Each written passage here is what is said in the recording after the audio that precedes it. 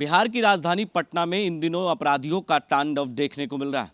रात के वक्त दो घटनाएं घटी है। एक पटना सिटी में दो एक साथ हत्याएं हुई, तो वहीं पटना के गर्दनी बाग इलाके में लूट को अंजाम दिया है। ये तस्वीर देखिए कि किस तरीके से घटनास्थल पर मौके वारदात पर गर्दनी बाग थाने की पुलिस और फुलवारी थाने की पुलिस और फुलवारी डीएसपी मौके वारदात पर पहुंचे। करीबन लाखों की लूट की है, कई राउंड फायरिंग की, दुकान के अंदर भी फायरिंग की। एक बच्चा जब दुकान के अंदर मौजूद था तो उसे डराया गया और दुकानदार के सामने उसके पास पिस्टन तान कर कहा कि बच्चे को जान से मार देंगे, चुपचाप रहो, जो मैं कर रहा हूं वो मेरा साथ दो। ये तस्वीर देखिए कि किस तरीके से पुलिस मौके वारदात पर पहुंच गई है। मां वैष्णवी ज्वेलरी के दुकान में करीबन लाखों की लूट हुई है और लूट के बाद जो है आसानी से फायरिंग करते हुए अपराधी फरार हो गया है। लेकिन मौके वारदात पर पुलिस पहुंचकर आसपास के सीसीटीवी कैमरे को खंगाला जा रहा है। जो दुकान में लगे गए सीसीटीवी कैमरे हैं उसे भी खंगाला गया है।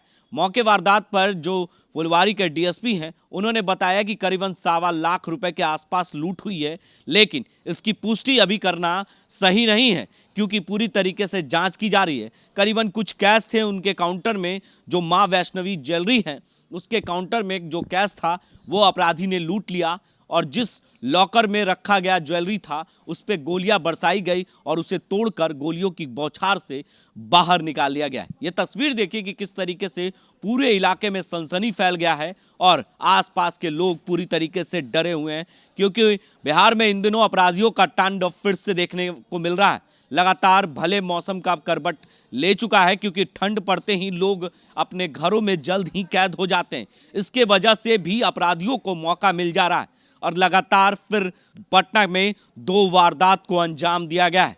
एक पटना के बाईपास थाने अंतर्गत दो हत्याएं हुई, तो ठीक कुछ घंटों के बाद पटना के गर्दनी बाग में लूट हुई है। जी हाँ, ये तस्वीर और ये नज़ारा हम आपके साथ साझा कर रहे हैं। देखिए पूरी तस्वीर और जो पटना के फुलवारी डीएसपी हैं उन्होंने क्या कुछ जानकारियां दी है इस मामले पर, वो हम अपने दर्शकों को सुनाते हैं क्या कुछ कह रहे हैं। अब एक लूट की घटना सामने आई है, क्या कुछ है वो घटना? 3 अपराधी आए थे, तीनों के हाथ में पिस्टल था। घुसकर अंदर में जितना भी जो भी सामान उठा सकते थे, आधा मिनट 40 सेकंड रहे हैं ये लोग, लेकर फिर भाग गए हैं। पूछने पर ज्वेलरी मालिक जो है वो बता रहे हैं कि 1.25 लाख रुपए का सामान उनका गया है, 1-2 हज़ार रुपया कैश गया होगा।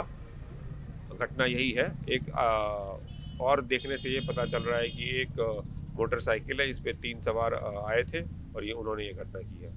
कितने राउंड फायरिंग हुई? हाँ, उन्होंने 1-2 अंदर में 1-2 गोली फायरिंग की है उसको तोड़ने के लिए।